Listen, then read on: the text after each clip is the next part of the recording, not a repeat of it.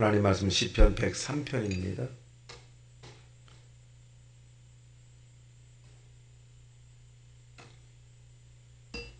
시편 103편 1절에서 마지막 절까지 합독을 하겠습니다. 시작. 내 영혼아 여호와를 송축하라. 내 속에 있는 것들아 다 그의 거룩한 이름을 송축하라. 내 영혼아 여호와를 송축하며 그의 모든 은택을 잊지 말지어다. 그가 내 모든 죄악을 사하시며 내 모든 병을 고치시며 내 생명을 파멸해서 속량하시고 인자와 궁일로 관을 씌우시며 좋은 것으로 내 소원을 만족하게 하사 내 청춘을 독수리같이 새롭게 하시는도다. 여호와께서 공의로운 일을 행하시며 억압당하는 모든 자를 위하여 심판하시는도다. 그의 행사를 이스라엘 자손에게 알리셨도다. 여호와는 궁일이 많으시고 은혜로우시며 노하기를 더디하시고 인자하심이 풍부하시도다. 자주 경책하지 아니하시며 노를 영원히 품지 아니하시리로다. 우리의 죄를 따라 우리를 처벌하지는 아니하시며 우리의 죄악을 따라 우리에게 그대로 갚지는 아니하셨으니 이는 하늘이 땅에서 높음같이 그를 경외하는 자에게 그의 인자하심이 크심이로다. 우리의 죄과를 우리에게서 멀리 옮기셨으며 아버지가 자식을 궁일이 여긴같이 여호와께서는 자기를 경외하는 자를 궁일이 여기시나니 이는 그가 우리의 죄를 아시며 우리가 단지 먼지뿐임을 기억하심이로다. 그 영화가 들의 꽃과 같도다. 그것은 바람이 지나가면 없어지나니 그 있던 자리도 다시 알지 못하거니와 여호와의 인자하심은 자기를 경외하는 자에게 영원부터 영원까지 이르게 그의 의는 자손의 자손에게 그의 법도를 기억하여 행하는 자에게로다. 여호와께서 그의 보좌를 하늘에서 세우시고 그의 왕권으로 만유를 다스리시는도다.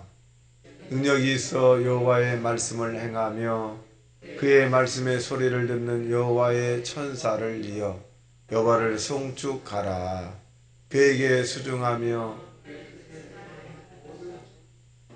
여호와를 송축하라. 여호와의 지하심을 받고 그가 다스리시는 모든 곳에 있는 너희의 여호와를 송축하라. 내 영혼아 여호와를 송축하라. 아멘. 자, 오늘 103편에 있는 내용은 다윗이 체험한 하나님이라고 하는 제목입니다. 기독교는 체험의 종교라고 표현해 줄 수 있습니다. 살아계신 하나님을 체험하기도 하고 또 자기 자신이 죄인인 것을 또 체험하기도 하고 응답에 대한 체험이 있는데 오늘 다윗은 여러 각도에서 하나님을 체험한 그런 신앙적 고백을 오늘 103편에 기록했다라고 볼 수 있습니다.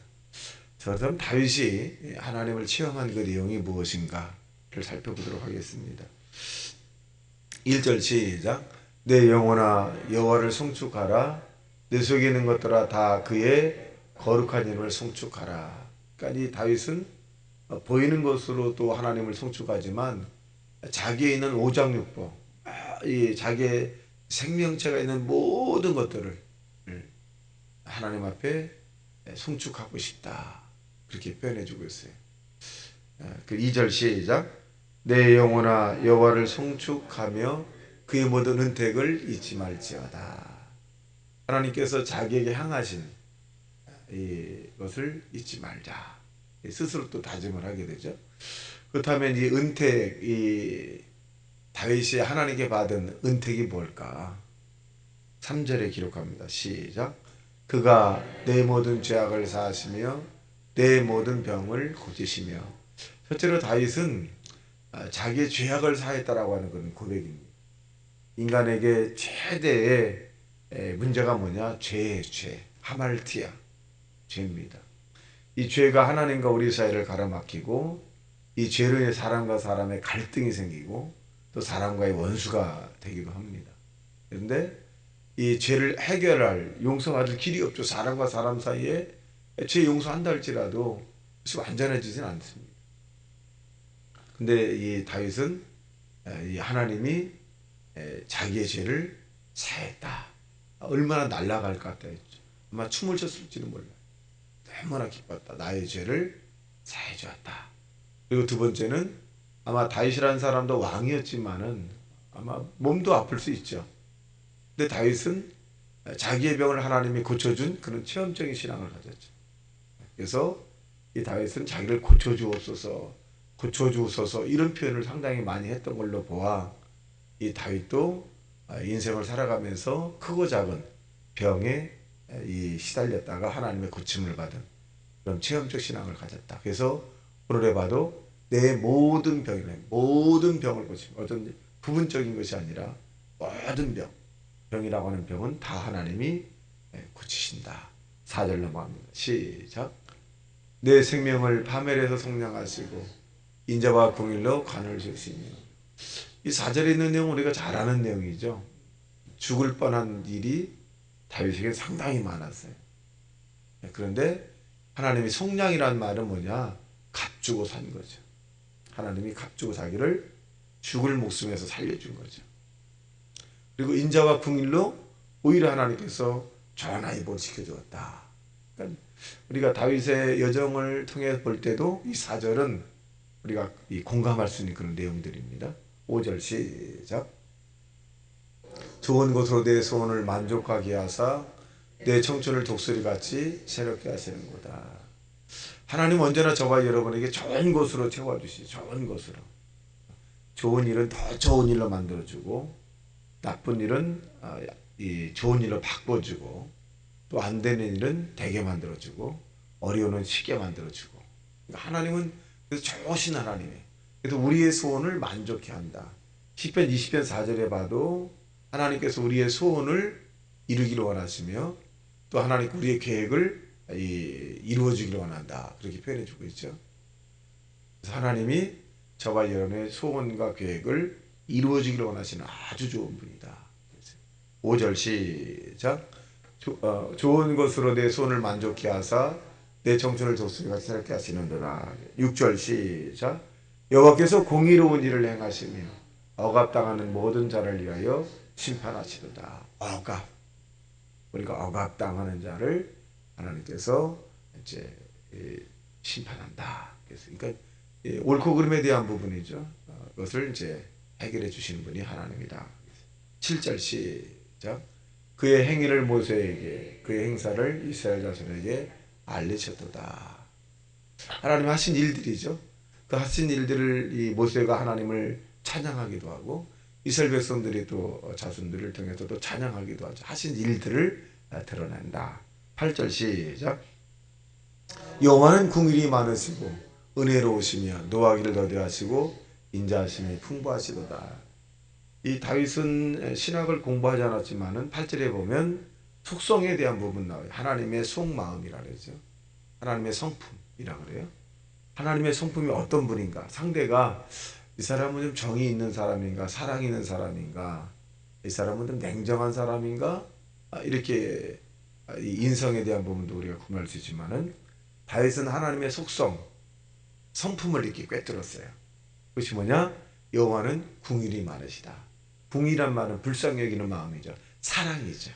하나님 사랑이 많으신 분이고 은혜로우시며 우리가 노력한 대가보다 더 좋은 것을 주시기를 원하시는 분이다. 또 노하기를 더디하시다.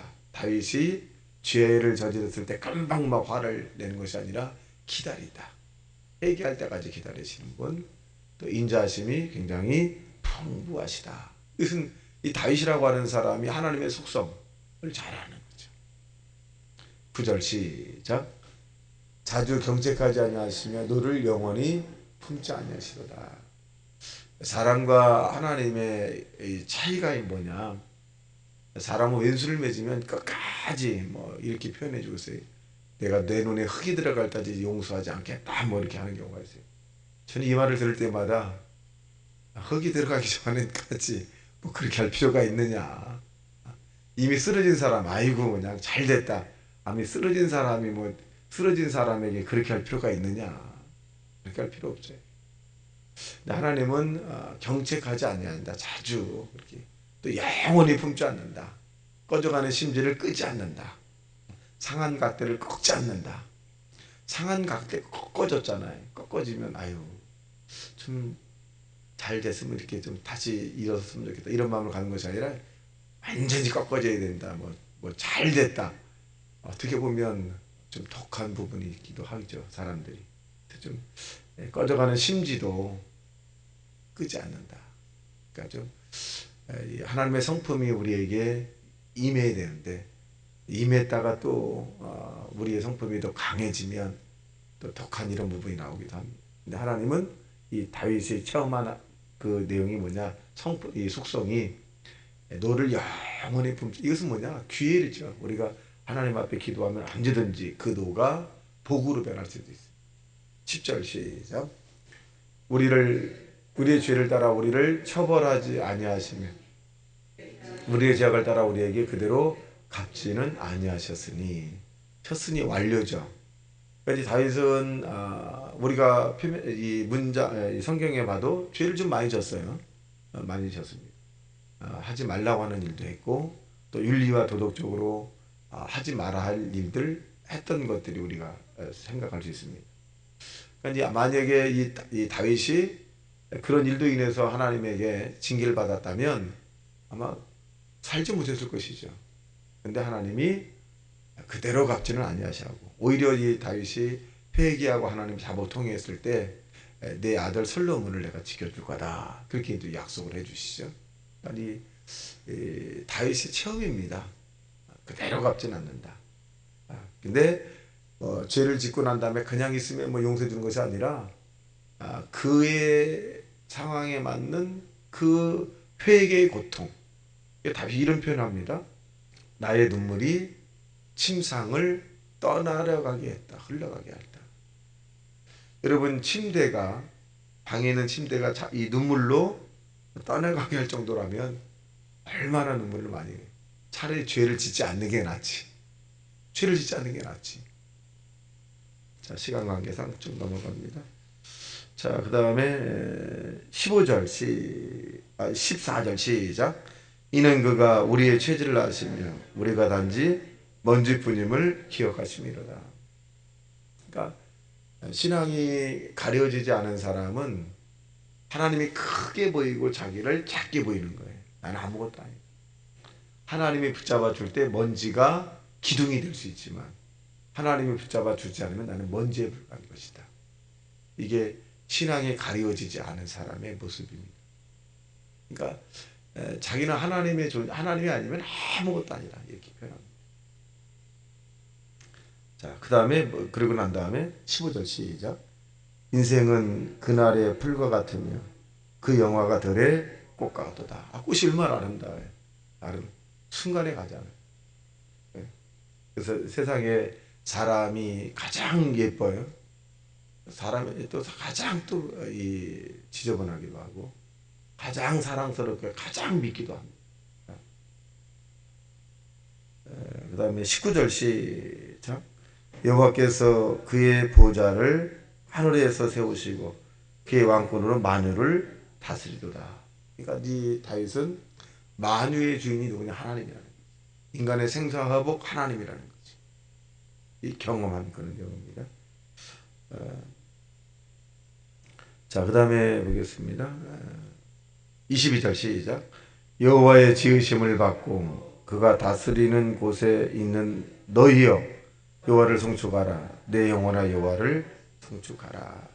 22절의 내용은 다윗만 해당되는 것이 아니라 저와 여러분도 해당되죠. 여호와의 지으심을 받고 저와 여호와의 지으심을 받았잖아요. 그가 하나님이 다스리시는 모든 곳에 있는 너희여. 이 세상이죠.